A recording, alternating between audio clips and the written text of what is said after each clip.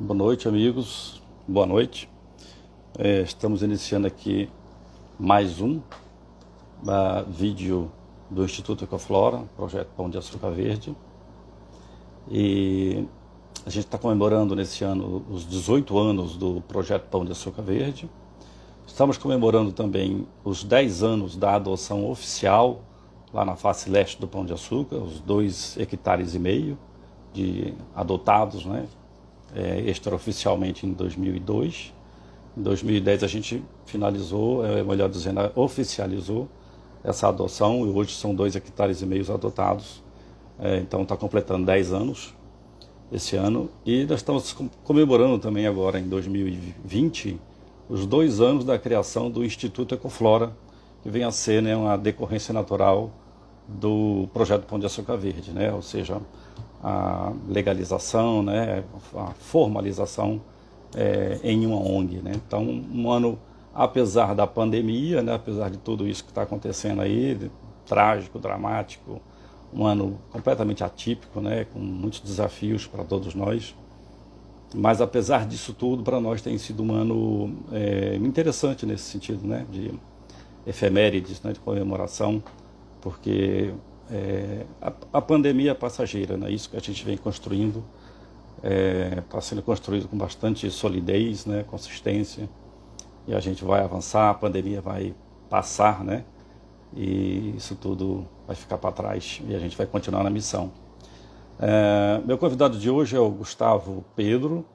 Gustavo é fotógrafo ambiental, ambientalista, sócio fundador da Afinatura, né, que é uma associação de fotógrafos de natureza, e, enfim, associado do GAI, diretor do GAI, Agrupação Ecológica, do qual eu também faço parte. E será um prazer bater esse papo com o meu amigo Gustavo Pedro. Vou chamar ele aqui.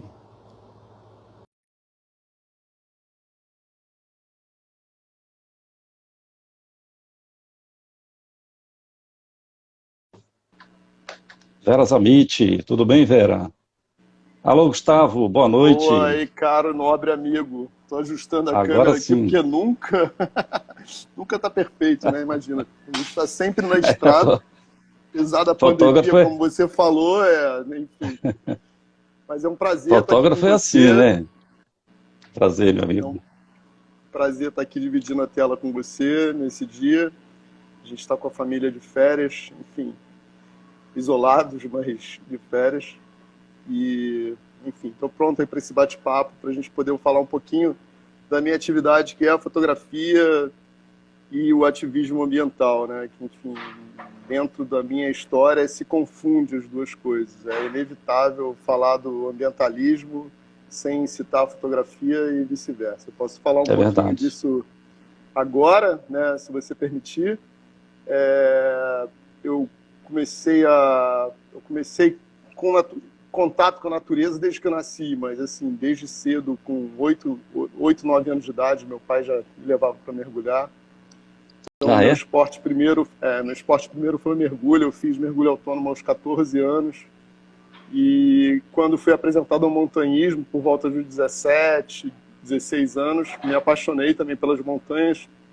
E foi numa travessia de bicicleta no parque, hoje atual Parque Estadual dos Três Picos. Na época era a APA dos Frades só, não existia ainda o parque. Eu estava fazendo uma travessia com o nosso colega de montanha Valdeci Matias e me deparei Grande com Val. uma retroescavadeira abrindo uma estrada quase no topo do morro, e eu estava cursando direito na época, então eu falei, olha, isso não é, legalmente isso não é possível. E o Valdeci ficou preocupado, porque era uma travessia que já não era autorizada, o proprietário já era um proprietário problemático, e enfim, disso eu já fotografei a retroescavadeira, saí, fiz a primeira denúncia com fotografia, né, e isso acabou culminando na aceleração da criação do Parque Estadual dos Três Picos, porque eles perceberam que era um momento necessário para agilizar um processo que já vinha em andamento de criação, e aí, de repente, politicamente tinha situação favorável, e aí foi criado. E aí começou a Em que confundir ano, a mais ou menos, fotografia. isso, Gustavo? Olha, isso deve ter sido mais ou menos em 92, 93, junto com todo aquele movimento de Eco 92 e o Perfeito. envolvimento da sociedade, né, com a conscientização maior. Sim. E o parque é de que ano? Você lembra que ele foi criado? O parque, salvo engano, foi criado em 2000 e 2009, eu acho que foi isso. Olha aí a tietagem, Salvo Gustavo. engano. Bus, te amamos, Mônica e Bernardo. Você é nosso Isso não orgulho. vale, isso não vale, imagina. Ué, por que Eu que não também amo vale? a minha família, Vale, também amo a minha vale família e sim, assim, claro que vale. e a minha família, eu estou aqui nesse momento celebrando a doutora nova da família, a esposa que terminou o doutorado, Olha aí. também com um trabalho sobre fotografia, então ela é muito mais Também? teórica ela também é formada em jornalismo, publicidade, e ela fez um trabalho Bacana. belíssimo na sua tese de doutorado sobre o câncer e a fotografia, né? Então, Parabéns, parabenizo ela Mônica. também. Estamos celebrando juntos, agora não, porque a gente está afastado para estar na Sim. live, mas basicamente foi isso. Daí vieram Aham. várias lutas ambientais, eu me envolvi com essa primeiramente, logo em seguida eu entrei para o Grupo Ação Ecológica, que até hoje eu estou no grupo, e a gente lá tem várias representações do Conselho de Meio Ambiente da cidade do Rio de Janeiro, bem ativo. Ajudamos a criar o monumento, a unidade de conservação do monumento do Pão de Açúcar, o Parque Municipal da Paisagem Carioca, enfim, eu participei do levantamento de vários projetos preliminares de criação de unidade de conservação, como o Parque Estadual do Desengano, Parque Estadual da Costa do Sol, enfim. E aí não para. Uau. E aí, assim, tem uma Daí coisa interessante, né? Que você é fotógrafo e você também é advogado, né? Formado em direito, né? Então, na questão ambiental, você atua duplamente, vamos dizer assim, né, em duas frentes diferentes.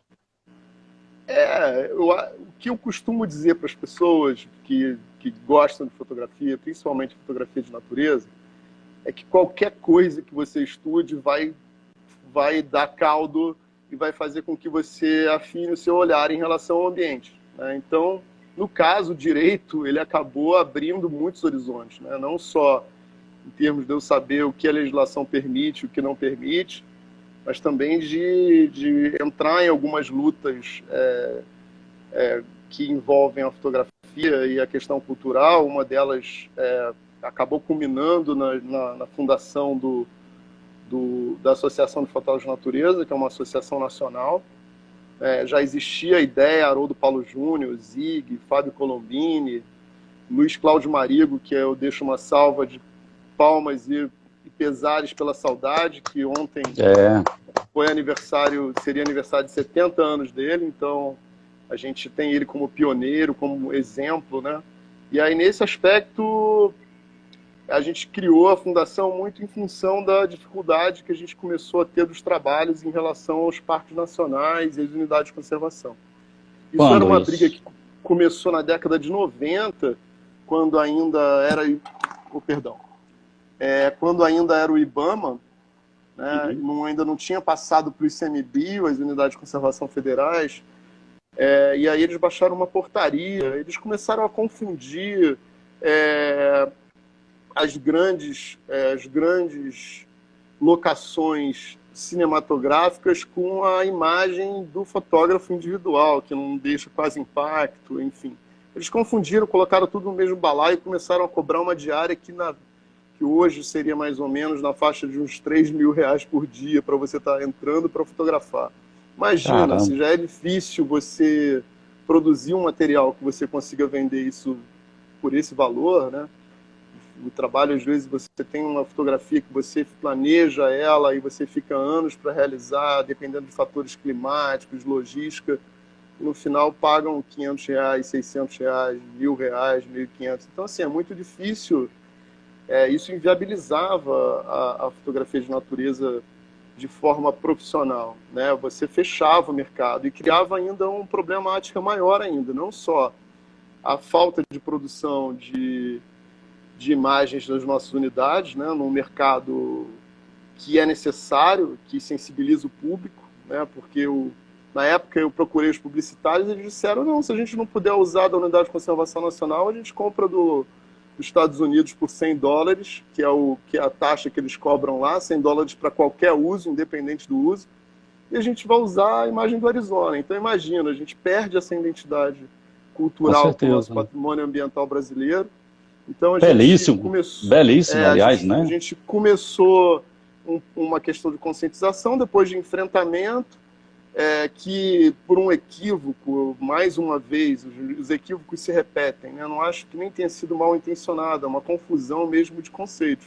E aí vem o lado jurídico para me ajudar, né? Eles criaram pela primeira vez em lei, no Sistema Nacional de Unidade de Conservação, lá no artigo 33, uma situação que fala o uso direto ou indireto da imagem da unidade de conservação. E a unidade de conservação ela não tem personalidade jurídica própria para ter direito à imagem. Nunca existiu isso no direito do mundo, muito menos do Brasil.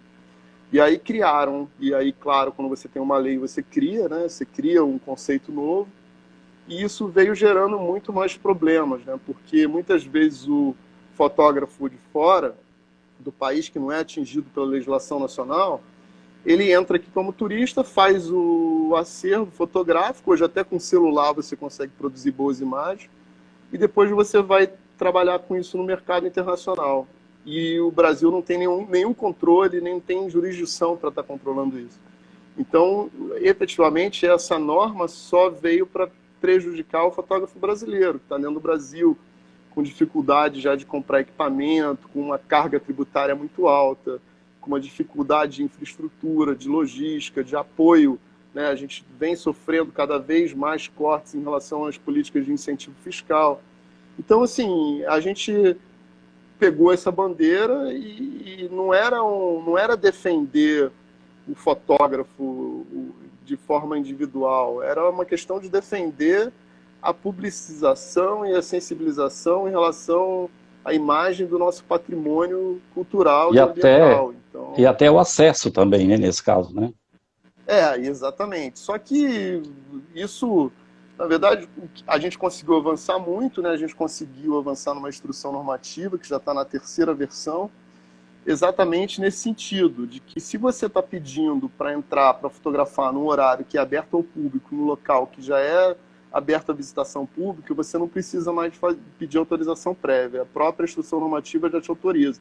Que é o bom senso, né? Imagina por que a atividade fotográfica vai mudar toda uma infraestrutura de gestão do parque. Isso não... Na época eu falei, vocês teriam que criar uma diretoria, um ICMBio novo só para controlar a imagem, ainda assim vocês não vão conseguir controlar. Porque qualquer celular, qualquer equipamento portátil faz excelentes imagens. Então, excelentes imagens. E as pessoas nem ficam sabendo que a pessoa entrou e filmou e fez, né? As fotos o ICMBio e os órgãos ambientais sempre foram nossos aliados, né? A gente nunca teve interesse em criar uma situação de discórdia e tal. Então, se a gente conseguiu, através do diálogo, avançar, eu acho que ainda precisa avançar mais, né? Mas isso é aquilo, né? As lutas, elas nunca acabam, né? Ainda mais essas lutas na área ambiental e cultural, que a gente, enfim, está sempre um pouco atrasado em relação ao prejuízo. Gustavo, eu tenho uma curiosidade em relação a você. Como é que você começou a se interessar pela fotografia? Qual foi o clique assim, que fez com que você, né, visse esse enquadramento, vamos dizer assim? Eu acho que foi um processo, né? Eu sou de uma geração Kodak, né, que as máquinas começaram a se popularizar. Eu ganhei minha primeira máquina aos 3, 4 anos de idade, imagina, uma máquina portátil. Eu tinha o privilégio da minha avó morar nos Estados Unidos e ela comprou uma máquina portátil, me deu de presente e aquilo já me marcou, né? Enfim, a fotografia já fazia parte da minha rotina, né? Eu já sou de uma geração que a fotografia era uma mídia real, não era uma coisa inacessível. Todo mundo tinha acesso a um filme rápido, uma máquina já uma máquina muitas vezes descartável. Então, de repente, o clique foi o seguinte: eu sempre tive uma relação direta com as artes, né? Eu sempre gostei. Eu comecei no desenho eu comecei a pintar, quando tinha que decidir qual universidade que eu ia cursar, eu só tinha 13, 14 anos de idade, ninguém fez um teste para mim saber qual era a minha vocação, eu queria fazer arquitetura e o meu pai, de forma muito dura, talvez sábia, disse, olha, se você for fazer arquitetura, eu não vou comprar nenhum livro para você. E aí eu, com 14 anos, não saberia como pagar um livro, vou ter que estudar só na biblioteca, e aí eu decidi o caminho mais fácil, que foi que ele me apoiou, que foi fazer o direito. E aí eu fiz o direito e fiz a faculdade inteira de direito desenhando a faculdade. Os meus colegas de turma perguntavam, pô, mas você está fazendo o que aqui? Eu falei, estou desenhando, mas era um desenho por conta de uma outra deficiência minha. Minha mãe me adiantou um ano do colégio, eu pulei do CA direto para a segunda série. E aí eu tinha uma deficiência muito grande em copiar, eu não consegui, esse um ano era essencial. Então quem pensar em agilizar o filho, para pensar se esse ano não faz parte do desenvolvimento dele. Eu tive essa deficiência a vida inteira, que era conseguir copiar o que o professor colocava no quadro, ditava. Então, quando eu percebi que eu não tinha capacidade de copiar, eu começava a desenhar e só fazia anotações curtas para o professor achar que eu estava escrevendo, porque se ele visse que eu estava fazendo nada, eu era chamado a atenção.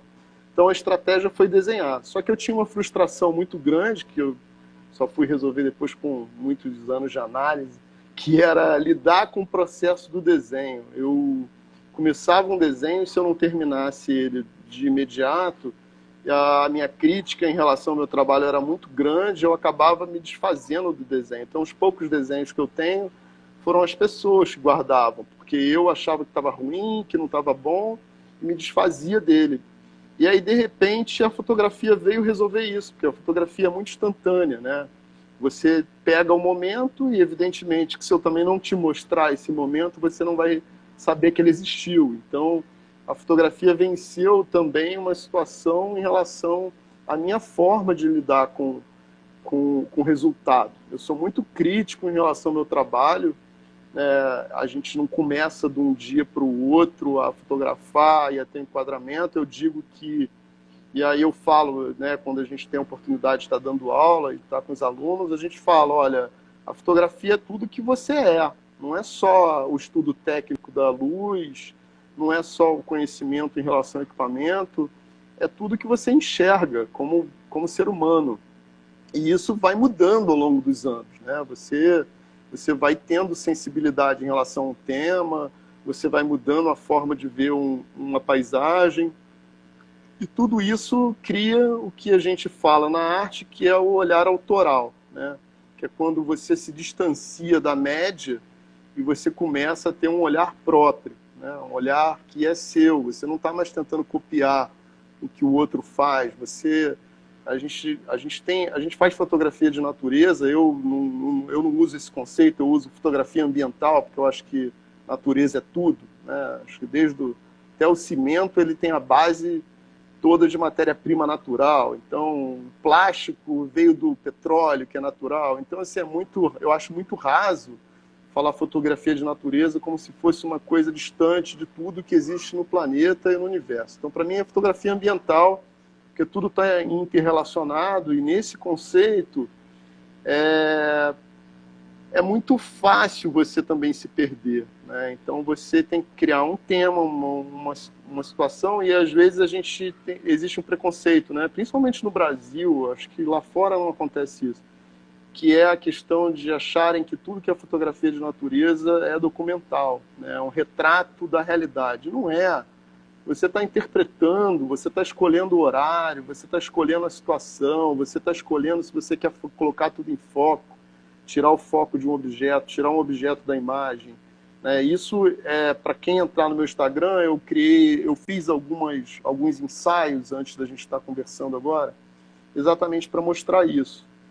A gente, com o nosso olhar, a gente pode criar interpretações muito diversas sobre a mesma realidade.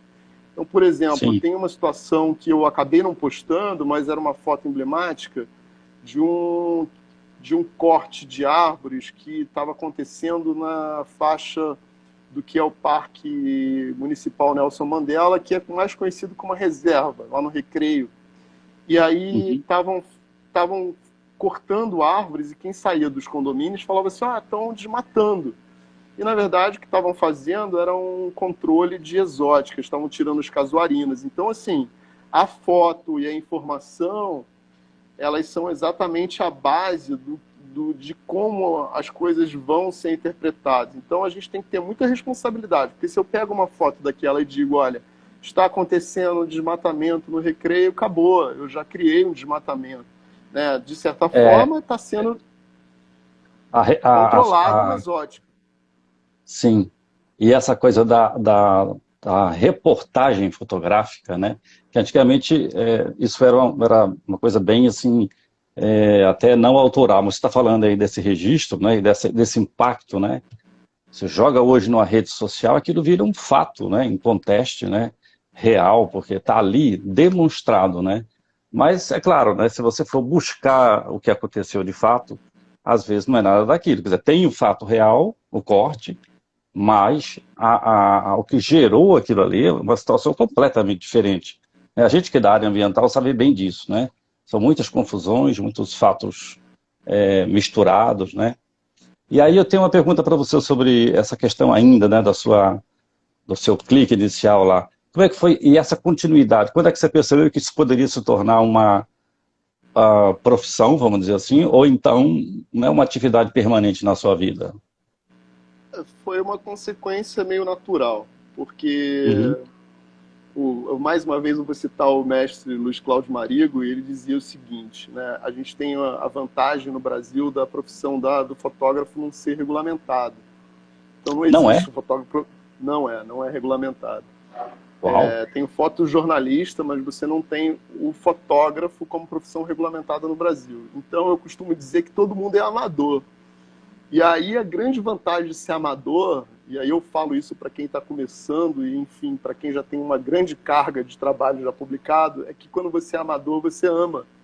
E aí quando você faz o que você ama, o resultado é evidente. Então, a consequência foi natural. Eu escolhi a fotografia como Sim. linguagem e essa linguagem acabou se misturando em quem realmente eu sou. E aí, evidentemente, quando esse trabalho começou a ir a público, de imediato eu recebi uma proposta, assim, que para mim foi meio surpreendente, de uma revista que circulava mensalmente, que viu o meu material, e a editora falou assim, vamos fazer uma reportagem sobre a Patagônia. Eu viajava muito e a fotografia ela veio com uma necessidade de eu mostrar para as pessoas locais, que você também sabe, locais que grande parte das pessoas não iam.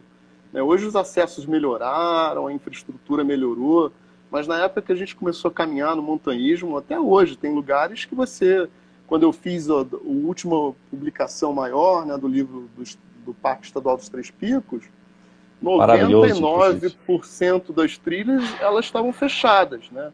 E talvez 70% delas nem existiam. A gente tinha referência, então você ser a pessoa que vai encarar, né, de você estar entrando num território que você não conhece, e muitas vezes quem estava me assessorando, aí eu venho a agradecer aqui o Berardi, a Cláudia Bessa e todos os guarda-parques que trabalham no INEA, que me ajudaram muito. Muitas vezes o que eles tinham ideia do que seria um lugar esplêndido para fotografia, quando eu chegava lá, eu não tinha os elementos que eu encontrava, que necessário. Porque às vezes eu chegava ao lugar incrível, mas a luz era da tarde. E eu chegava de manhã, tudo bem, cheguei de manhã, eu posso esperar até a tarde. Mas muitas vezes eu chegava à tarde e a luz era da manhã seguinte, então eu tinha que bivacar, dormir lá, às vezes não tinha levado material suficiente. Comecei a ver que o peso impedia de eu chegar em alguns lugares e passar em algumas trilhas, então eu comecei a reduzir o equipamento, comecei a simplificar os processos, e aí a gente percebe que a gente é muito atrelado à coisa do equipamento fotográfico, e não que não seja importante o equipamento, né? Ele é a extensão do resultado, mas a gente, hoje, a tecnologia avançou tanto que eu estava usando 3 equipamentos muito distintos, uma máquina portátil, uma DSLR, né, que é o que a gente tem mais avançado, e o celular. E os três equipamentos estão no livro de forma tão equânime, assim, você não percebe. Tinha o drone, que também não tem, teoricamente, a quantidade de megapixels que tinha DSLR. E aí você, no tratamento digital, você consegue equalizar esse material todo. E as pessoas, às vezes, ficam muito numa ânsia. Lá, você fez essa foto porque a sua máquina, a sua lente. E hoje, antigamente, isso acontecia, porque, claro, a gente tinha que trazer uma lente alemã, era a única que tinha, e eram caríssimas. Hoje, não. Hoje, todo mundo tem acesso a um celular que fotografa muito bem. Muito bem. Cada vez mais eu tenho fotografado com celular, sem preconceito, ou não, ou com preconceito, porque eu tenho um amigo que diz, é bom ter preconceito, porque o preconceito é o conceito do que você já tem em relação a alguma coisa. Né? Não o conceito em relação à raça, em relação à ideologia, mas todo mundo tem um conceito, né? E ele já é um preconceito.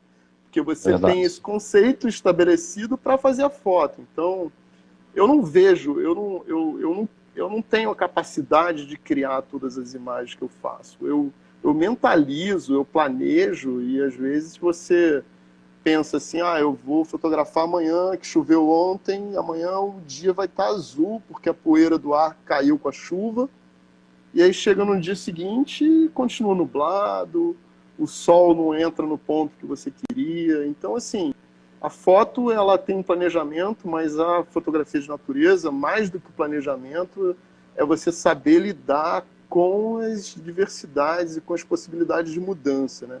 É diferente do estúdio, que você cria a luz, coloca a luz na posição que você quer. Então, a natureza é muito assim, você tem que ter uma dinâmica muito grande. A minha esposa mesmo, já que ela está assistindo, a gente vai falar um pouco, ela um dia desse perguntou para mim, a gente está trabalhando agora num livro que tem como bandeira a Reserva Biológica de Guaratiba, mas a gente vai tratar das unidades de conservação do entorno, dos corredores, enfim, esse é o projeto que está em andamento agora. E ela um dia me perguntou, maravilha, mas qual a sua meta para hoje? Eu falei, olha, hoje eu marquei com um cachorro do mato numa curva, com um tamanduá mirim logo depois atrás da moita, mas eu não sei se alguém vai estar lá.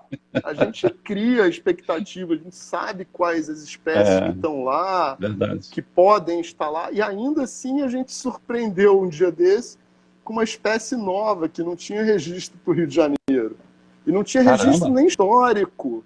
Um passarinho que, desculpa, eu sou meio preconceituoso, às vezes, em relação às aves, eu só fotografava os pássaros que tinham pelo menos 3 cores primárias, aí de repente os pássaros marrons eram os ameaçados de extinção, que a gente tinha que correr atrás e procurar. E aí de repente apareceu um bicho que eu achei que era comum, e eu fotografei ele só para depois identificar, e aí sim a gente surpreendeu, né? Porque a ave não tinha registro para o estado do Rio de Janeiro, não era nem para o município, era para o estado.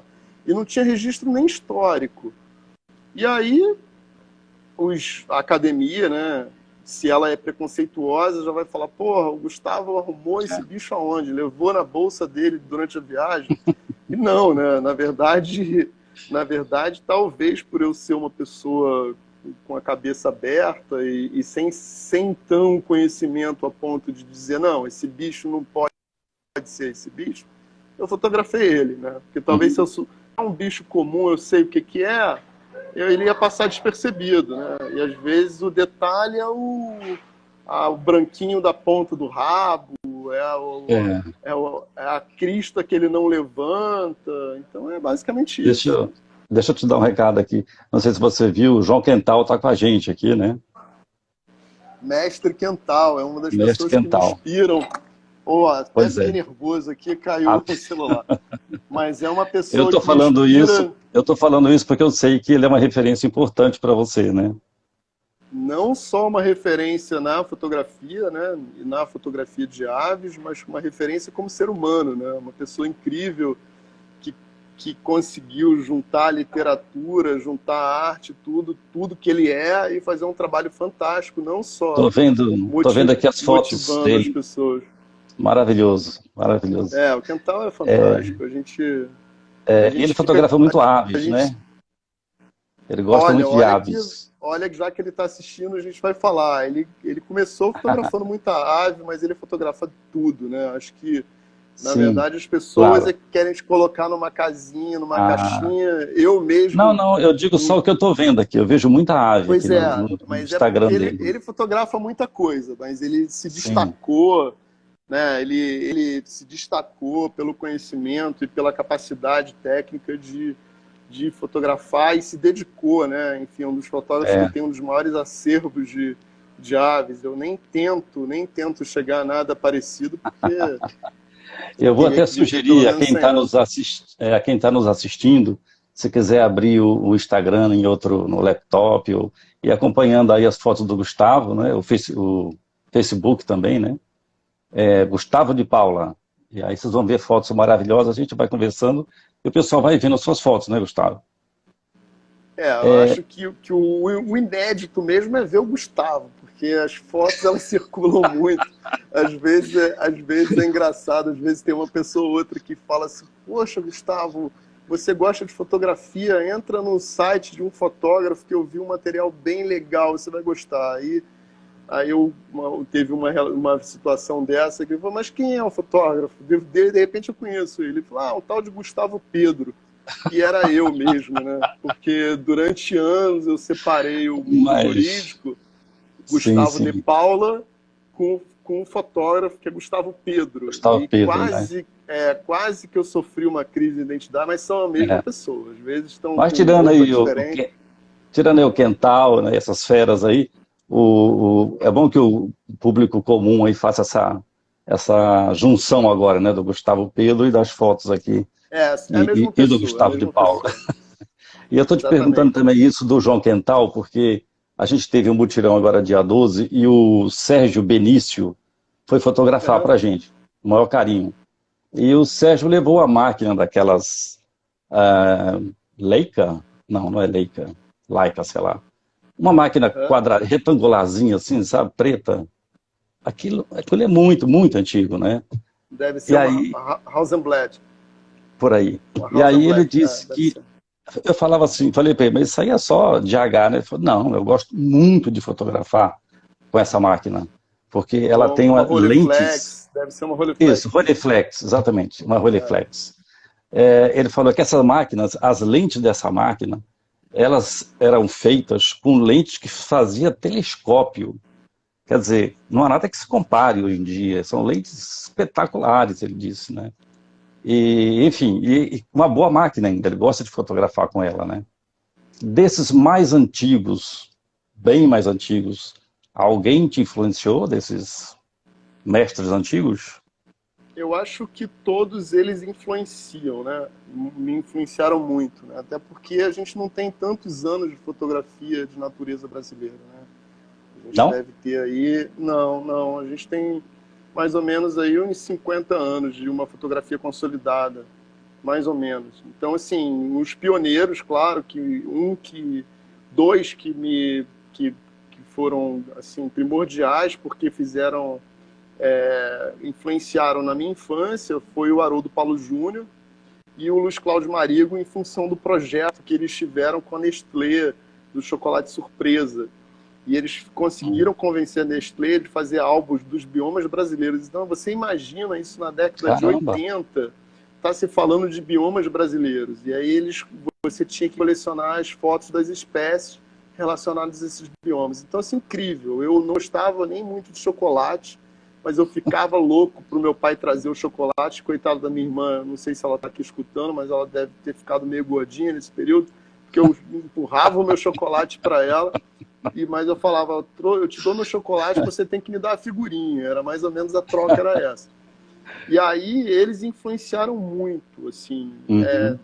até de eu gostar de natureza, até de eu me interessar pelas espécies, porque a figurinha vinha com dados básicos de alimentação, época de reprodução, coisas que a gente não Era vê uma hoje, figura para cada infelizmente. animal? Era isso? Era Ou para mais cada... interessante. O chocolate ele era cunhado num formato em alto relevo de um animal, então você pelo tato no alumínio, você conseguia identificar qual era a espécie. A Nestlé não foi tão a Caramba, fundo, ela usava espécies da África para o relevo do chocolate, mas a figurinha vinha na parte de dentro do envelope do chocolate. Então era sempre uma sim. surpresa, e o nome era incrível, era surpresa. Depois eles começaram a fazer dinossauro, nunca mais, eu acho que era um projeto que tinha que voltar, não sei se tem alguém da Nestlé aqui, mas olha, meu filho só vai comer chocolate se voltarem a fazer com os biomas brasileiros, entendeu? Coitado da criança, talvez não coma chocolate nunca mais. Com açúcar ou Mas é sem muito, açúcar? pois é, pois é. Mas, enfim, eles influenciaram muito. Tem um fotógrafo também que é muito referência para mim, que é o Fábio Colombini. Eu vi uma exposição do Fábio no Barra Shopping, isso na década de 90. Eu tive a oportunidade de me tornar um amigo dele, e ele falou, pô, Gustavo, você ainda lembra disso? Eu falei, eu devia ter uns 11 anos de idade. Foi uma exposição que ele fez que era sobre detalhes de asas de borboleta. Eram macros só do detalhe da textura das asas de borboleta. Então, Fábio, o Zig Uau. Tosh, tem um outro fotógrafo que também me influenciou muito, que é o Araquém Alcântara, né, que eu já tive a Araquém, oportunidade de fazer alguns workshops. E a tá gente fera. sofre influência de muitos fotógrafos, né? O próprio João com as aves, João né? E Quental, né? hoje a gente tem muitos fotógrafos excelentes, né? A gente tem uma leva muito grande, o Otávio Campos Salles, a gente tem, enfim, vários fotógrafos que são mais ou menos da minha geração, né? Como João Marcos Rosa, o Emílio lá na Bahia, enfim, a gente tem vários fotógrafos que hoje têm um trabalho em destaque, né? A gente tem poucas fotógrafas, mas fotógrafas fantásticas, como a Lena Trindade, como, enfim, a gente tem poucas referências, mas o próprio trabalho da Cláudia Andujar, né, com as etnias indígenas, é um trabalho de fotografia de natureza, apesar dela ter conseguido entrar nas galerias e ser reconhecida como arte contemporânea. Nada mais contemporâneo do que a gente está falando de um tema no meio de mudanças climáticas, no meio de situações pandêmicas, né, que a gente está sofrendo aí, talvez uma pandemia em função de uma relação direta de alimentação com animais silvestres. Então, nada mais contemporâneo do que a fotografia de natureza hoje, né? Com Se ela não certeza. está mais nas galerias, talvez seja por um preconceito.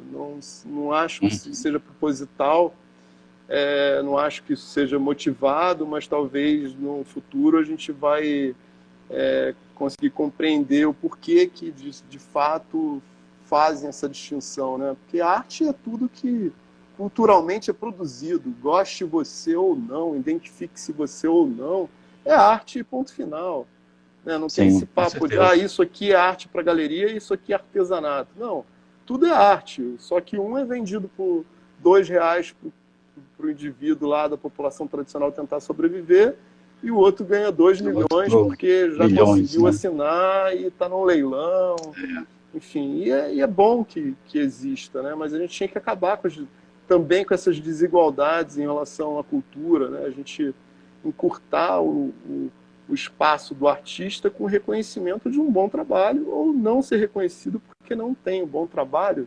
O trabalho às vezes Sim. precisa ser aprimorado. Eu não cheguei aonde eu cheguei, nem por isso eu acho que eu esteja no topo, mas eu tenho uma trajetória exatamente por toda a dedicação de muitos anos, né? Então a A gente, propósito, quantos anos de trajetória você tem com a olha, eu fotografia tenho até de uma medo maneira de falar isso, porque eu tenho já mais de 20 anos de fotografia ah, profissionalmente, né? sim, Trabalhando, profissional? vendendo. Aham. Então mas enfim, eu não vou dizer quantos anos eu tenho hoje, né? Deixa quieto. Mas assim, Deixa eu te meus falar uma cabelos coisa, brancos Gustavo. já denunciam. Já denunciam aí, né? Te traem. Deixa eu te falar uma coisa, Não tem Gustavo. como. A gente está falando aqui do João Quental, né, desses outros que você citou aí, né? E assim, a fotografia de natureza, vamos dizer assim, ou ambiental, né? é fotografar a natureza, né? O ambiente, o que tem ali. Como é que você encontra o seu próprio estilo nas coisas que estão ali postas, né? Porque é diferente de um artista da fotografia que cria, né? E fotografa e vende aquilo. Tá entrando aí também agora a Cristina Bocaiúva, que é outra fera da Ah, fotografia legal. também, Parabéns aí, minha Cristina. amiga. Mas Eu acho como é que que você acha esse estilo próprio aí?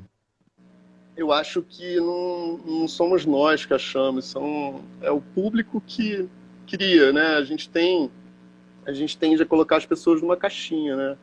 Da mesma forma que o João Quental não fotografa só aves e foi reconhecido pelo trabalho dele principal como aves, é porque, de certa forma, o olhar dele em relação à avifauna e o conhecimento dele se destacou.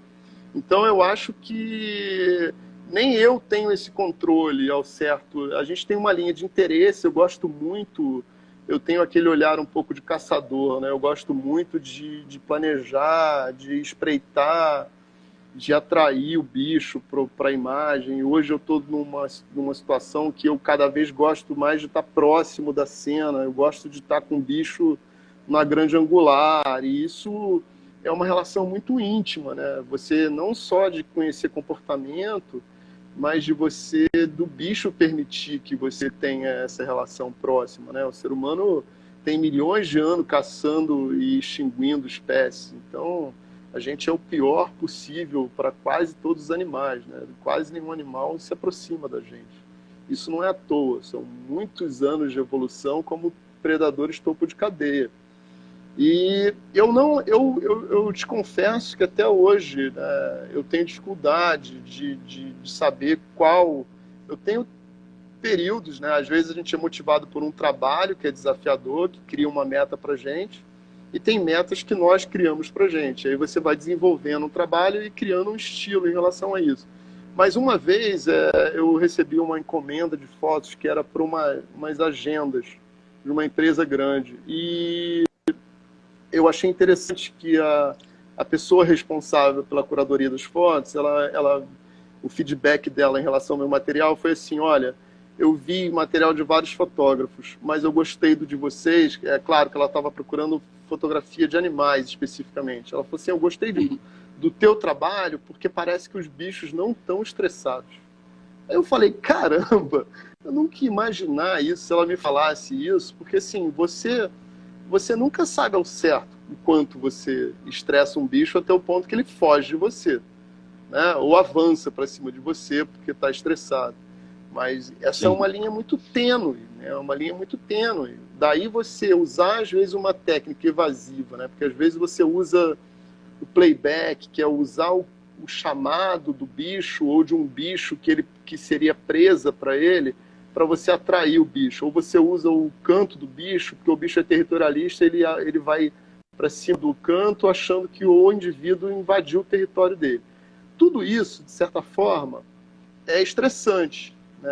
Agora, essa coisa de que a natureza é linda e essa coisa romântica, que os bichos se amam, se respeitam, isso é uma coisa criada pela cultura humana. Da mesma forma que a gente é brutal em relação a esfolar os bichos vivos, né? A gente tem isso até hoje em alguns mercados de pele, né? A gente, ao mesmo tempo, cria esse lado afetivo que às vezes os bichos não têm, né? Os bichos, não estou dizendo que não tem um sentimento, mas eu digo que é, a minha forma de agir, às vezes, de certa forma, atrai e me permite estar muito próximo de alguns bichos, e eu já me surpreendi com algumas situações. Eu vou contar só uma rapidamente, antes que acabe o nosso tempo. Uma vez a Lena Trindade, que é uma fotógrafa amiga, estava fazendo um guia de aves do Jardim Botânico. Ela precisava registrar um gavião, que é um gavião de Mata Atlântica, né, que é, enfim, que é todo branco. Ele, apesar de ser branco, ele some no meio da Mata Atlântica, né, que é o uau, gavião pombo pequeno. E aí, de repente, eu estou na Floresta da Tijuca, já há uns 3 dias fotografando, e falei: Helena, tem um gavião pombo pequeno que virou meu amigo. Ela falou assim: como assim? Que é um bicho que é hiper esquivo, quase não Falei, o que acontece é que quando eu ando na floresta, ele vai me seguindo. E ele já 2 vezes pegou insetos que eu espantei com o pé sem querer no meu pé. Ele desceu e pegou no meu pé, ele Uau, ia me seguindo. Era uma caramba, simbiose. isso é Aí mágico, hein? A Lena é minha amiga, mas evidentemente que ela achou aquilo, porra, o Gustavo não deve estar indo para a floresta puro, né? Não é possível. Tá vendo duende já agora. E aí ela precisava fotografar a espécie e foi comigo nesse dia. No dia seguinte foi comigo e ela viu o gavião, ficou muito afoita e o gavião fugia dela o tempo todo e eu já tinha fotografado ele já estava uma semana fotografando ele, eu já estava íntimo dele. Ele ficava perto, muito perto de mim, uma situação inusitada. E aí eu sentei num tronco, um tronco caído, sentei nesse tronco caído para esperar a Lena correr atrás do gavião. E aí, muito interessante, o gavião voou e pousou do lado do tronco e ficou me olhando assim, tipo, e aí, cara, não vai andar para espantar os bichos e tal? E a Lena fez uma foto, pena que eu não consegui resgatar essa foto a tempo, eu e o gavião no mesmo quadro, um do lado do outro. Caramba, que show E isso, ela hein? falou, Gustavo, se eu não tivesse visto isso, eu não ia acreditar na sua história, porque eu estava duvidando de você. E aí eu vou contar uma explicação, eu não sou mágico, nem acho que, sabe, que o gavião era o meu parente, enfim, que eu tinha uma relação, apesar de eu ter essa relação muito próxima com a natureza, tinha uma explicação científica, biológica para isso. Um especialista que eu tenho que citar, que sempre está me ajudando, que é um dos maiores ornitólogos que a gente tem hoje, né, em atividade, enfim, trabalhou com o Helmut Sick, durante anos, né? O Quental conhece e está sempre auxiliando a gente. E a primeira coisa que ele disse foi o seguinte: Gustavo, se você tiver oportunidade, fotografa a nuca dele. E, e aí eu consegui, eu estava muito próximo dele, eu fotografei a nuca e a nuca conseguia achar a explicação. Era um jovem, ou seja, ele ainda não tinha se permitido de ter medo do ser humano. Então ele não tinha ainda levado uma pedrada, ou seja, veio de gerações e gerações que não tiveram problema com os seres humanos e ele tinha essa confiança mútua em relação a mim, especificamente por uma coisa inexplicável. Sim. Então eu venho agradecer o Pacheco, né, o Fernando Pacheco aí que sempre está me ajudando, o Rafael Bessa, o Ricardo Galhardi, enfim, todos os ornitólogos, porque assim, eu não tenho como ter conhecimento de tudo, mas quando a gente está Claro. envolvido com um tema, né, que por exemplo, agora eu estou muito no manguezal, então eu tenho que agradecer muito o pessoal do NEMA, o núcleo especializado em manguezal da UERJ, que está me assessorando. Gustavo, floração é na época tal, olha, você tem que ficar atento a essa situação, hoje eu já consigo distinguir as espécies do mangue. Isso é necessário para o aprofundamento e para o trabalho ganhar consistência. Não ache que fotografia é sorte. Não é. Quando você faz a foto em 5 minutos, é porque em 5 minutos você já tinha toda a informação e conhecimento necessário para produzir a imagem. Né? Principalmente quando, às vezes, a imagem é de ser humano, que às vezes é a espécie mais difícil de você se aproximar, de você entrar no universo dela. Então, às vezes, uma troca de olhares, uma pessoa que não fala a sua língua, de uma etnia completamente diferente, às vezes te aceita como se fosse da família e permite você fazer fotos que, de repente, uma pessoa que ficou 20, 30 anos trabalhando com aquela etnia não conseguiu aquela imagem. Sim. Então, isso é uma coisa que não tem muita explicação lógica. É uma coisa da própria natureza. Né? Eu digo da Às vezes, natureza porque tem ambientes que são nocivos, né? Agora mesmo lá em áreas de brejo, a gente tem uma planta chamada brejaúva, que é uma palmeira hiper espinhenta. Ela não gosta de mim. Eu não consigo atravessar um lugar de brejaúva. Ela não gosta de mim, é muito mas ela espinho. é uma planta muito agressiva mesmo, é muito espinho que ela solta, né? Deixa eu te Em perguntar uma outra coisa. compensação, Ah, os brejos estão protegidos, né? Aqueles que a gente não aterrou, elas estão cumprindo é, a função dela lá. claro, com certeza. Você fez muitas temporadas no Pantanal, né? Eu fiz sempre que eu tenho oportunidade eu vou ao Pantanal, né? Eu não consegui ir agora com esse grande incêndio. Eu Incêndio, né? confesso que eu gostaria de ter largado tudo e ido para lá para sofrer um pouco junto com o bioma, mas eu tô com um bebê pequeno, né, de um ano e Claro. 9 meses, e com uma esposa que estava fazendo doutorado, então a responsabilidade maior é de estar por perto. E Mas como foi essa experiência? Foram muitas temporadas lá? O Pantanal, eu já fui muitos anos, já devo ter ido pelo menos umas 10 vezes, assim, no mínimo, ao Pantanal. E assim, é muito rico. Todos os biomas brasileiros são muito biodiversos. Só que o Pantanal tem uma situação, que é um ambiente aberto, né? Ele tem muita luz. Então, para a fotografia, ele permite fotos o dia inteiro, né? Se você não tem um lado da manhã, você tem um lado da tarde. Se você não tem um lado da tarde, pense que meio-dia, o horário é ótimo para fazer fotos aéreas, porque o sol está perpendicular à linha do horizonte. Então, para fotos aéreas é muito legal. É como se fosse o sol da manhã ou da tarde para fotos aéreas. Então, tudo isso ajuda na fotografia. O Pantanal ele é muito rico de biodiversidade, mas ele também é muito amistoso em relação à luz, né? Aquela coisa de ter um ambiente sempre com muita poeira, né? E isso ajuda a fotografia de nascer do sol, de pôr do sol, porque Muito plano também, né? o que permite o sol estar naquela situação redondinha, bonitinho na foto, é o filtro que a atmosfera cria em relação aos raios solares, né? Se você pega um lugar com a atmosfera muito limpa, você tende os raios se dispersarem. É por isso que a luz do inverno é uma luz melhor para fazer foto de nascer e pôr do sol. Por quê? Porque o sol está mais longe, consequentemente, você tem uma atmosfera, né? Você tem mais atmosfera entre o sol e a máquina fotográfica. Então, isso ajuda a filtrar, a luz fica mais fácil de você controlar, né? Você fica mais amistosa, né? Então é isso. O Pantanal é incrível, a gente sofreu muito, a gente nunca... É claro que o Pantanal está muito associado ao bioma cerrado, e o cerrado tem uma relação muito próxima com o fogo, né?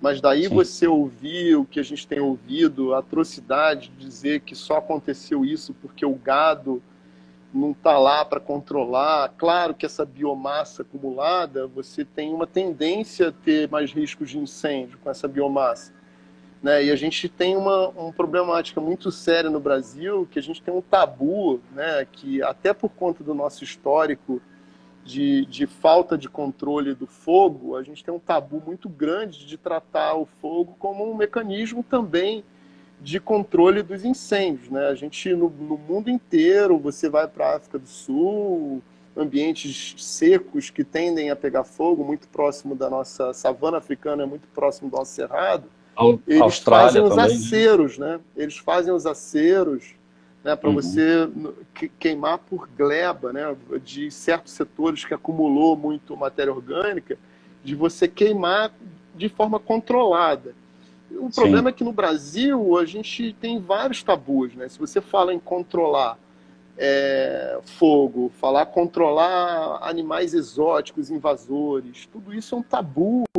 As pessoas elas se mobilizam, elas não, mas o bicho é bonitinho, ele não tem culpa. Mas é claro, a gente está brincando de Deus há muitos anos, né? Tentando dominar esse ambiente que a gente não vai dominar nunca.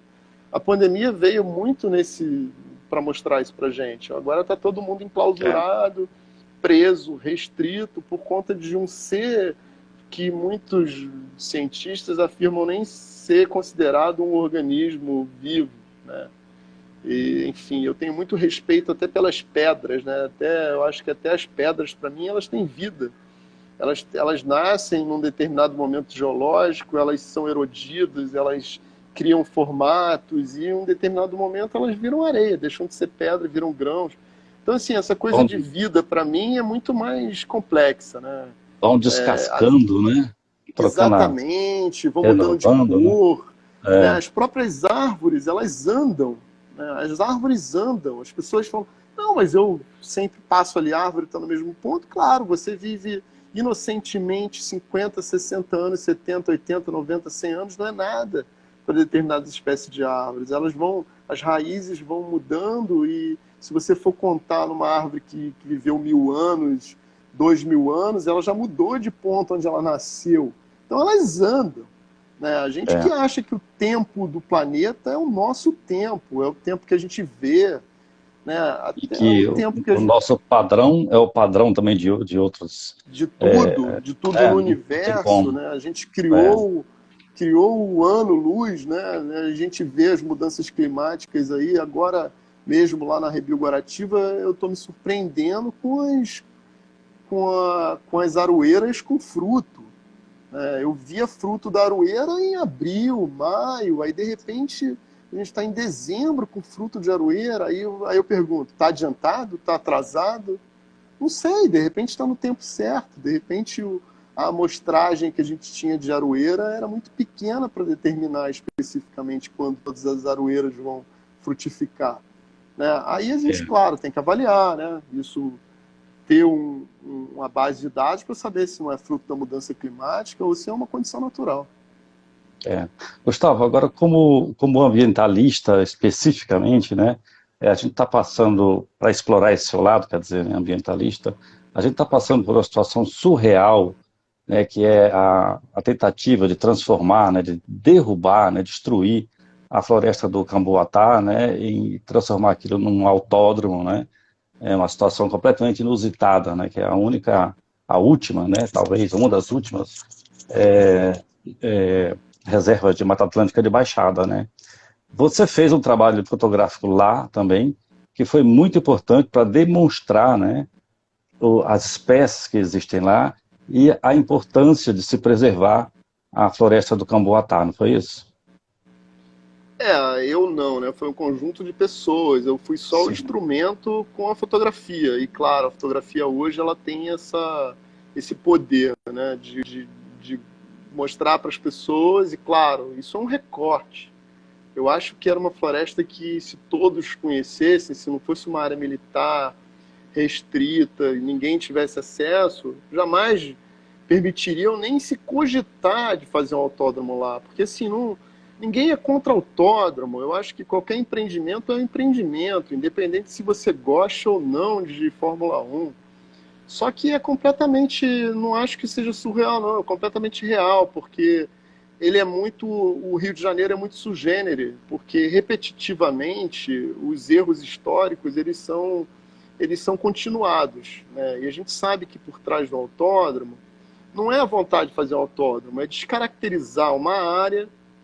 E aí, com a política de fato consumado, que parece que nesse país é mais forte do que lei, do que Constituição, depois que está destruído, acabou, ninguém luta mais para se restaurar, se reconstruir, você faz o que quiser. E claro, se você pegar a situação histórica, que não precisa de ser um investigador do FBI para chegar a essa conclusão, nem da Polícia Federal.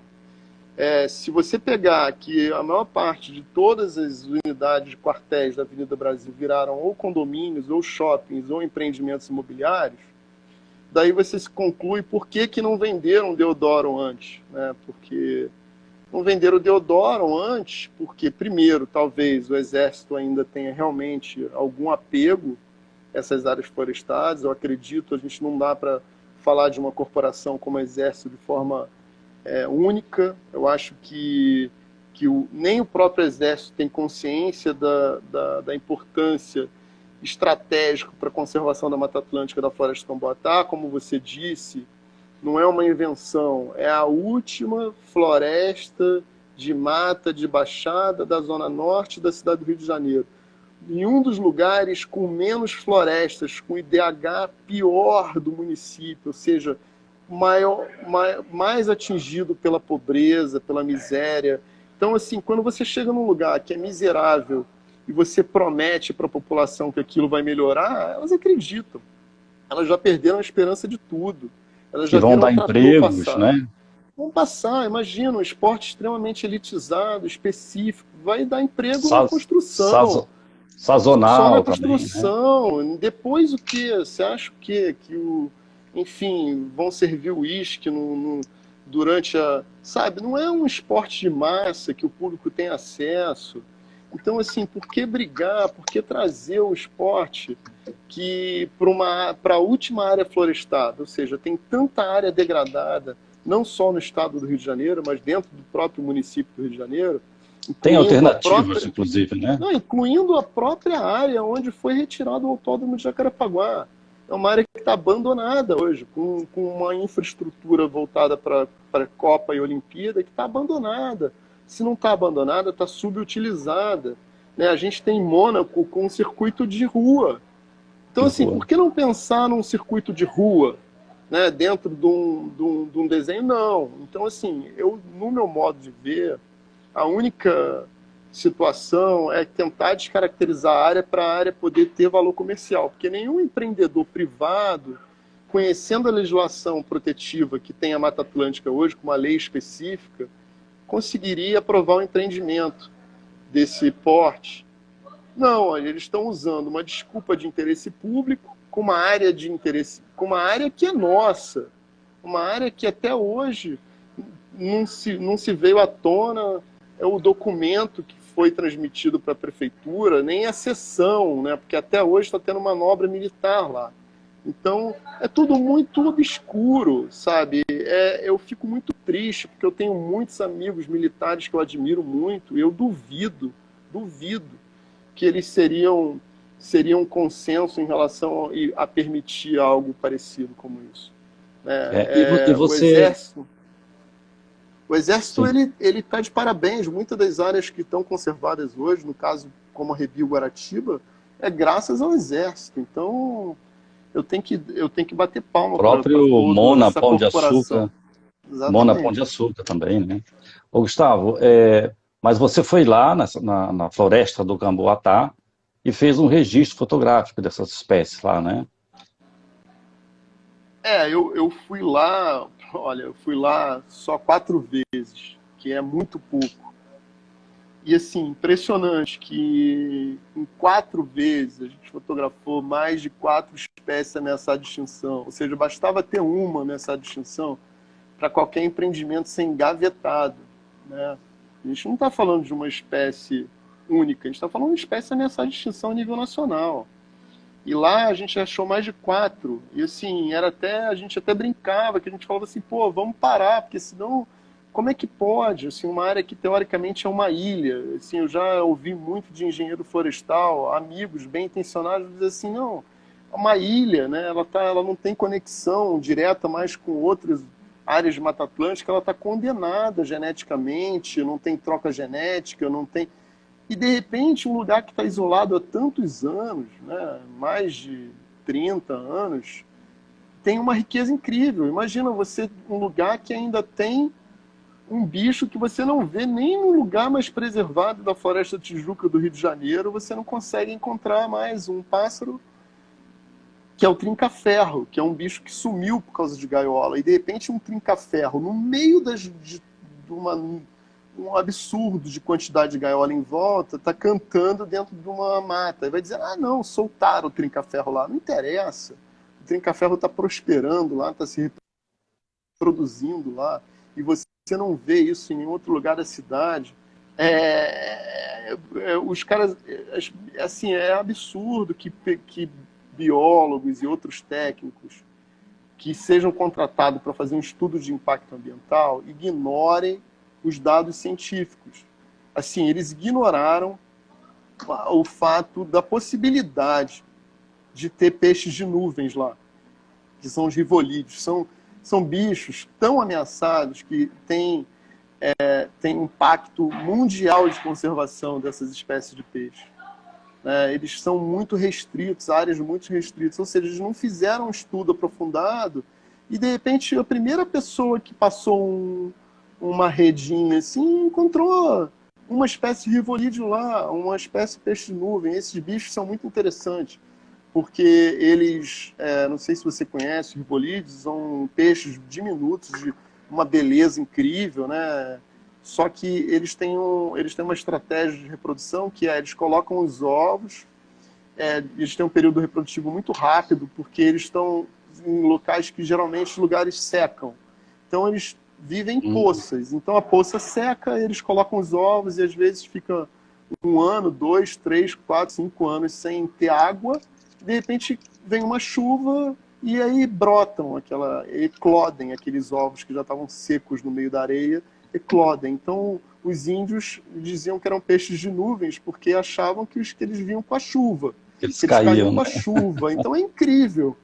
Né? É Aham. incrível que uma espécie tão adaptada, com milhões de anos de adaptação, seja ignorada desse jeito num estudo. Né? Então eu acho que... Mas isso assim, isso no Rio de Janeiro não é surpresa. A gente tem várias lutas ambientais É. e eu não me considero ambientalista. Eu acho que ambientalista todos somos, né? Todos nós estamos tentando sobreviver de alguma forma nesse planeta, da melhor forma. A gente tem várias lutas, né?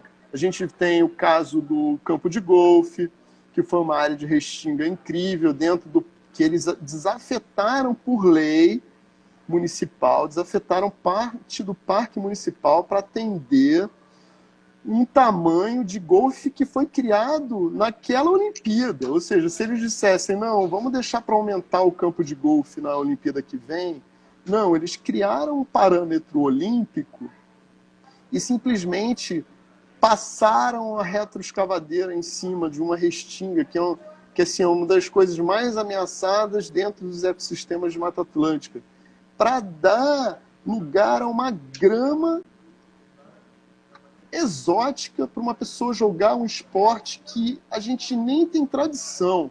Se ainda dissesse que vai fazer um campo de futebol, eu até ia entender o clamor nacional. Agora, um golfe, não que eu não acho, não estou desmerecendo quem joga golfe, não estou desmerecendo o esporte em si. Mas é um O que esporte eu acho, elitista, né?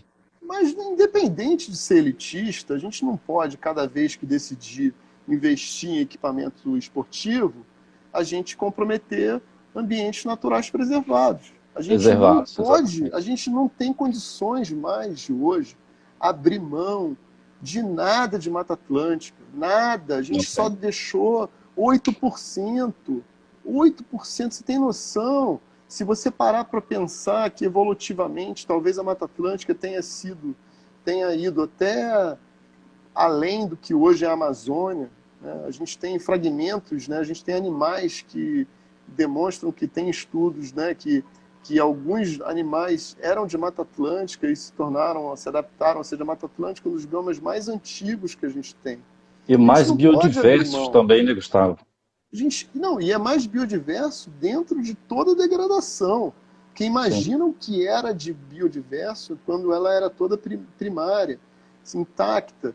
A gente não tem como voltar no tempo. A gente não vai ter. A gente É. está descobrindo em museus da Europa espécies em penas que foram guardadas de ornamentos indígenas. Ou seja, a gente já vem extinguindo espécies desde que a gente tem ocupação indígena. Só que eu não estou aqui, eu tenho amigos indígenas e eu não estou aqui para acusar, mas o ser humano, ele causa impacto por si só, por existir. Por Né? existir. Então, só que a gente nunca chegou na situação que a gente está vivendo hoje, de uma aceleração de extinção num nível global que nenhuma outra geração conseguiu vivenciar. Eu tenho espécies que eu estou falando, estou tentando fotografar para o meu filho conhecer através de uma fotografia, que talvez não dê tempo nem da gente registrar, porque a gente está perdendo esses habitats. Né? Eu fiz um ensaio brincando ali no Instagram, quem quiser ver, a gente está sofrendo com a pandemia, com o fechamento das praias, mas a gente já privou várias espécies de utilizar a praia. Né? Aquela restingazinha, aquela graminha que às vezes você fura o pé quando vai pisar na areia, ela é essencial para várias espécies ameaçadas e endêmicas. Né? A gente tem no Rio de Janeiro um bicho que só tem no Rio de Janeiro, que é a lagartixa da areia. A gente tem o formigueiro do litoral, que é um passarinho que só corre no Rio de Janeiro, que é de mata de restinga. Então, assim, a gente está acabando com os ambientes sem conhecer até o comportamento desses bichos a fundo. E Isso é uma, inaceitável. uma pequena amostra está ali no Parque Nelson Mandela, né? Entre a Barra e o Recreio, de quanto é rica a Restinga, né? A gente olha, parece que é uma coisa baixinha assim, que não tem importância, mas é um ambiente riquíssimo, né? Com todas as suas características próprias, né? E claro, os animais também próprios né? Que ela abriga, né? E uma adaptação, né? Uma resiliência, um ambiente Adaptação que às muito vezes forte. aguenta o vento forte vindo do mar, aguenta, Bater das ondas, né? aguenta os efeitos do sal, né? Sal, Enfim, tem o sal, tem a abrasividade da areia, tem o efeito de maré. Né? sim. Algumas espécies até resistem ao fogo, né? Como tem espécies no cerrado. E a gente abre mão, a gente acha que a praia é simplesmente areia e mar. Não, a praia é areia, mar, restinga, muitas vezes manguezal. Então, assim, a gente tem que entender que se a gente não tiver um ambiente completo, a gente vai estar perdendo de alguma forma. Não só na possibilidade real de ter uma qualidade de vida, né? Porque cada vez mais a gente tem as nossas areias mais poluídas. Eu tenho uma foto emblemática que está postada no Instagram de um cachorro do mato na areia da Marambaia, que é uma praia que é de certa forma preservada, porque não tem, o público geral não tem acesso. Uma quantidade de lixo plástico, né? A gente tem um problema absurdo de microgrão de plástico, ou seja, a gente está criando desertos de plástico, que a gente fala, o plástico é biodegradável. Ele é biodegradável até o limite do último grão. Você só não vê mais ele, mas ele está causando um ambiente estéril. Ele está criando infertilidade em várias espécies pelo consumo, pelo acúmulo no organismo. Né? Quando você consome peixe, às Exatamente. vezes você está consumindo microplástico, você pode estar morrendo de câncer daqui a 20, 30 anos, porque você consumiu microplástico que veio no peixe, que não era visível ao olho Já nu, entrou na nossa cadeia alimentar, entrou na né? cadeia. E isso, Incrível isso. muitas vezes, eu não consigo colocar na foto, né? Só se eu Sim. usar o microscópio, mas enfim. Então, Mas a nossa basta ver também quando fotografia, uma planta, uma ave morre, né? A ave marinha, essas grandes aves, né? Você vê que também tá cheio, o estômago tá cheio de esse tipo de coisa, mas né? Que isso elas vão. quando a gente consegue ver, né? E Sim, quantas coisas a é, gente não consegue ver? A gente está vivendo a situação do Covid, a gente não vê o Covid. Né? A gente não sim, conhece o organismo olho no olho, de olhar para ele e dizer, olha, ou eu ou você, alguém vai dar fim um no outro. Não, é um organismo que está prosperando, e prosperando porque a nossa cultura é permissiva. Né? Enfim, a gente tem lugares que estão fechando, que estão sofrendo lockdown novamente, e as pessoas estão revoltadas, mas a culpa é nossa. O vírus tem um nossa, com certeza. padrão, o vírus tem um padrão, ele tem uma forma de atuar, ele não quer matar você. Ele quer se manter se multiplicando. E aí é muito legal ele estar em pessoas saudáveis, porque essas pessoas saudáveis é que transmitem para os outros. Não são as pessoas que estão morrendo que vão ser as pessoas perigosas. Não, é quem está vivendo, é quem está sem sintoma nenhum transmitindo para o próximo. Porque a maior batalha que eu digo é a batalha invisível. Né? A gente venera como fotógrafo a luz, mas a luz é relativa. O mesmo objeto iluminado com a luz do sol tem uma cor, sem luz ela tem outra, e com uma luz fluorescente ela ganha tonalidade de verde, com uma luz infravermelho ela ganha tonalidade de vermelho. Então, o que a gente vê é a ilusão de conceitos que a gente cria. Né? E eu faço isso o tempo todo. Eu não posso dizer que eu sou isento. Eu estou criando, quando eu fotografo, eu estou escolhendo o que entra na minha foto, o que sai. Claro que às vezes eu não tenho como dizer, olha, Montanha, não gostaria que você estivesse desse lado direito, queria você no lado esquerdo. E eu, infelizmente, não me acostumei muito com manipulação digital. Eu acho que, assim, mas isso Aham, é um preconceito meu. Eu não acho que aham. a finalidade foto ela não pode ser desmerecida pela técnica que é utilizada. Eu acho que o principal da foto, que as pessoas esquecem, que é primordial, é que ela é uma linguagem de comunicação social. Independente das verdades ou mentiras que elas transmitem, ela tem um efeito. Então, o que a gente tem que se preocupar não é cobrar uma isenção da foto. A gente tem que cobrar uma isenção de quem produz a imagem. Essa pessoa é perigosa. A Sim. fotografia, quantas vezes a gente recebe a imagem, estão matando as tartarugas na Amazônia. A foto foi feita na Costa Rica de um grupo que estava recolhendo ovos para ajudar na reprodução da própria tartaruga, que estava assistindo os ovos, colocando em incubadora. Então, assim, a responsabilidade de quem produz informação é muito grande. A gente tem que saber que o que a gente mostra, o que a gente fala, e às vezes a opinião, eu sei que tem uma geração que fica, é chato, é todo mundo politicamente correto, mas a gente só está vivendo isso por uma necessidade essencial do mundo que a gente criou. A gente criou uma dependência da tecnologia, uma dependência da ilusão, e a gente está pagando um preço por isso, né? A gente não pode gostar de natureza, como eu tenho várias pessoas que falam assim, eu gosto, adoro trilha, adoro estar na natureza. Eu só não gosto da cobra que está lá. Aí eu falo, porra, mas a cobra está Uhum. milhões de anos antes de você, convivendo com essa A natureza que você propósito, gosta. a propósito, no Então sábado a você gente não gosta estava de natureza. trabalhando, isso. A gente estava trabalhando e estava ao lado de uma jararaca, vamos perceber no meio do trabalho. Assim, sabe? Ô, Gustavo, você é autodidata?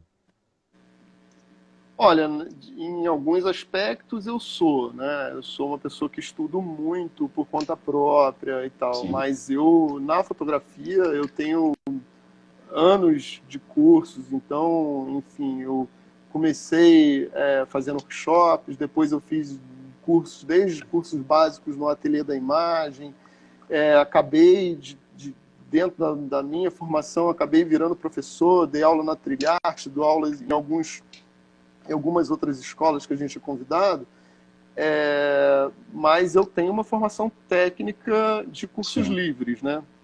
Uhum. Eu nunca fiz um curso acadêmico, mas eu tenho pelo menos aí uns 7, 8 anos de estudo sério específico. A gente já fez cursos até de flash, de uso inteligente do flash. Eu agradeço os meus mestres de São Paulo, porque mesmo que eu não queira usar o flash, eu não posso me dar o privilégio de não saber, né? Então, assim, eu acho que chega uma situação, você é contratado, chega lá e você fala, olha, se eu tivesse um flash aqui, eu ia resolver.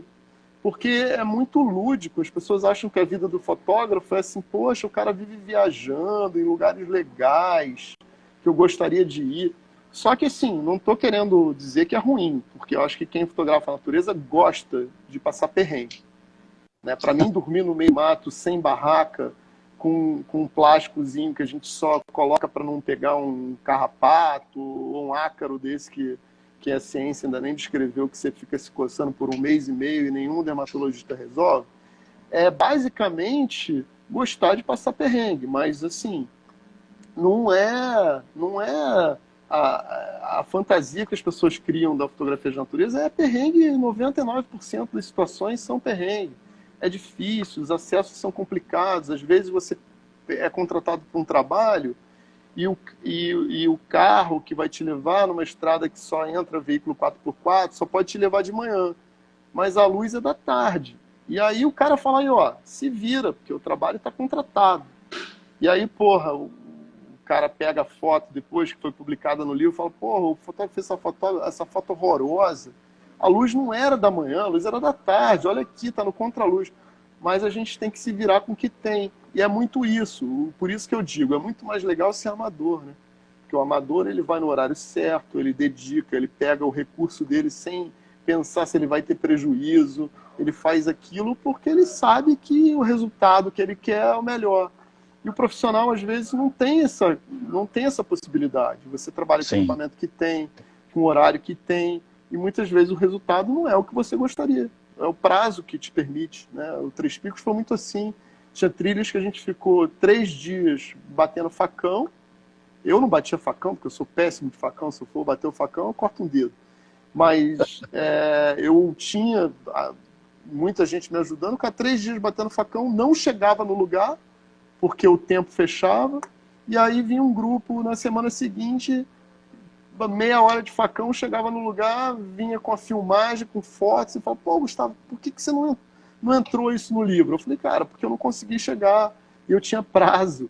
E o editor falava assim, chega de foto. Porque a pior coisa para um editor é você ter um material muito bom. E não estou dizendo que eu tinha um trabalho muito bom. Eu tinha 13 anos de fotografia. E quando você tem 13 anos fotografando lugar, evidentemente que tem muita coisa boa. E assim, muitas fotos que entraram, só para terminar, outros picos, não eram as melhores fotos, mas eram as fotos que cabiam textos, que dialogavam com o trabalho. Sim. Então é muito isso. A pergunta era essa mesmo. O trabalho do Três Picos levou 13 anos do registro para gerar aquele livro? Desde o momento que eu decidi que eu gostaria de fazer um livro lá e conseguir publicar, foram 13 anos. Claro que não foram 13 anos dedicados exclusivamente ao parque. Tem vários projetos em andamento ao mesmo tempo. Por exemplo, agora eu tenho 5 projetos em andamento. Eu tenho esse livro da Rebio Guaratiba, eu tenho um livro que virou exposição, não porque eu quis, mas foi o que foi possível, e as obras só fazem sentido se elas circularem, que é um projeto chamado Brasil Mitos e Lendas, que a gente trabalha de mitos e lendas relacionados à natureza. Eu tenho outro projeto chamado Seus Pés, Minhas Raízes, que eu estou contando a história da miscigenação brasileira só com foto dos pés, que é um desafio. Uau. É um desafio quando você tira o rosto, quando você tira... Né? E é um projeto que eu já estou fotografando há mais ou menos 15 anos. Eu não sei nem o que ele vai virar, uma exposição, o que ele vai virar um ensaio. Então, assim, tem muita coisa em andamento conjuntamente, fora os outros trabalhos contratados. Né? A gente está com um trabalho que deve ir para a rua de sinalização de fauna nas rodovias do estado do Rio de Janeiro, um trabalho pioneiro com DR, de sinalização de fauna. Então, assim, tem muita coisa que a gente faz hoje que só vai chegar no público daqui a 5, 6, 7 anos, 8 anos. E o Três Picos foram 13 anos. Né? O Três Picos surgiu da seguinte situação. Eu já tinha vontade de fazer um livro lá. Eu ajudei no levantamento fotográfico para os pontos turísticos da criação do parque. Eu já conhecia desde que era APA, né? Então, que é de 2002, né? O parque é de 2002, né? 2002, exatamente. E o que aconteceu? No dia de que foram inaugurar, eles me contrataram para fazer a exposição permanente do Centro Visitante. E assim, escolheram o Gustavo. Por quê? Porque eu era o único que tinha o acervo e material grande de arquivo. Porque se eu fosse contratado para produzir o material, eles não teriam orçamento para me pagar. Então eles tinham que ter o material. Eu era o único fotógrafo que tinha, nenhum outro tinha, porque eu já estava fotografando o lugar antes de virar parque. Então, quando criou o parque, eu já tinha o material. Fui contratado, fiz a exposição que está até hoje lá no Centro Visitante, no Boca do Mato, Cachoeiro de Macacu. E no dia da inauguração dessa exposição, o diretor da época, coincidentemente, era amigo meu, André Ilha, que também é diretor do Grupo Ação Ecológica, falou, sem me avisar nada, ele falou, olha, o fotógrafo está presente na inauguração da exposição e ele disse para mim que o desafio agora é fazer um livro. E ele não falou nada disso comigo. E eu pensei, ele está falando isso porque ele tem um patrocinador, já tem um contato. Não tinha nada. Jogou essa bomba no meu colo. Eu fiquei 10 anos com esse projeto enquadrado em várias leis de incentivo. Não era uma, não era só a Lei Rouanet, não. Foi ICMS, foi ISS e nada. E aí, de repente, o patrocinador surgiu de forma natural, era um outro trabalho, de um outro projeto. Eu apresentei esse projeto, patrocinador, eu quero. Eu falei, ótimo, vamos fazer quando? Né? Eu pensei, daqui a 5 anos? Não, eu quero para o ano que vem. Assim. E ainda assim eu consegui ganhar um ano. Eu fiquei 2 anos pautados com o parque, né, que tem um preço muito alto, você fica longe dos amigos, longe da família. Mas é isso, não se realiza nada sem você abrir mão de outras situações, de outras coisas. Né? Com certeza. Culpado e resultou um livro... cheguei, sou sempre eu. Sempre eu sou o culpado. Isso aí. E resultou num livro maravilhoso, né? O Três Picos é um livro realmente que ele é emblemático, né? Ele é referência, né? E como você falou, né? As fotos conversam muito com o texto e a escolha, né, como você falou, não são as mais bonitas, mas são as mais significativas, né? Gustavo, olha, É, super parabéns eu te pela tua agradeço muito a trajetória. oportunidade. Foi um prazer conversar com você. Nosso tempo está, estou aqui de olho no relógio, preocupado para não perder, que a gente tem que gravar aqui ainda, né? Salvar, né? Mas olha, foi um prazer mesmo conhecer um pouco da tua história, dessa tua trajetória, melhor dizendo, né? E parabéns por ela, né? Pela sua atuação como ambientalista, né? E essa linda trajetória como fotógrafo ambiental, né? Como você gosta de ser chamado, né? Caro nobre amigo, eu agradeço a oportunidade e agradeço a todos os colaboradores, não só os que estão presentes participando, mas todos os invisíveis, os pesquisadores, os cientistas, os biólogos, os engenheiros florestais, todos que estão por trás, os jornalistas que estão por trás do nosso trabalho. Às vezes a foto ela só chega ao resultado com a ajuda e a divisão e o compartilhamento de sonhos. Então eu ainda E quero compartilhar muitos sonhos com os amigos para a gente poder realizar. vamos sim. E você tem uma obra nova aí, né? Que lançou há um ano e pouco? Olha, a gente já tem mais ou menos os últimos 3 livros que a gente Não, participou. não, não. Começa com B, termina com Nardo. Ah, esse demorou, olha, talvez tenha sido o projeto mais demorado da minha vida, né? Demorou 44 anos para ser Agora ele tem. realizado. E Bernardo tem um ano já? agora e ainda está em processo de acabamento, né? Tem A processo, um gente longo faz o processo. C, a gente ajuda a fazer o C, né? Que a minha participação é diminuta, mas o principal é agora, é educar, é fazer com que ele também tenha um pouquinho de relação com essa natureza tão única, né? Que a gente tem no Brasil e que ele consiga ter o caminho, a trajetória dele, independente do que ele venha escolher para ele, que ele consiga ser iluminado como eu fui, né? Porque eu agradeço muito essas estrelas que eu chamo de amigo, né? Amigo é aquela estrela que fala, Gustavo, vai por ali que é bem mais É, interessante, tem uma jararaca, assim, que, pô, não pisa nela não, mas, pô, ela é linda, a coloração dela é incrível. Agradeço a isso. oportunidade, foi um prazer estar com vocês compartilhando um pouquinho da nossa trajetória, que ainda tem muito para acontecer. A gente espera que realize muito da produção cultural brasileira conjuntamente aí com os amigos e com todos aqueles que curtem nosso trabalho. Ó, se Oxalá, meu gostou, amigo. vai lá, curte, acompanha, foto, underline, Gustavo Pedro aqui no Instagram. O site é gustavopedro.com.br, o Facebook Gustavo Pedro de Paula. E se ainda tiver dúvida em encontrar a gente, é só jogar um Google lá, que de certa forma, se não sou eu, é alguém parecido comigo lá, a gente vai É se achar. um leiloeiro. Exatamente, de terno e gravata. Obrigado, cara. Foi um prazer, Foi um muito prazer. obrigado, meu amigo. Um Tudo de abraço, boa bom, noite para tá? todos aí. Você está Se encerrando, cuidem, é, você todo está mundo de encerrando, máscara, você está todo encerrando mundo evitando.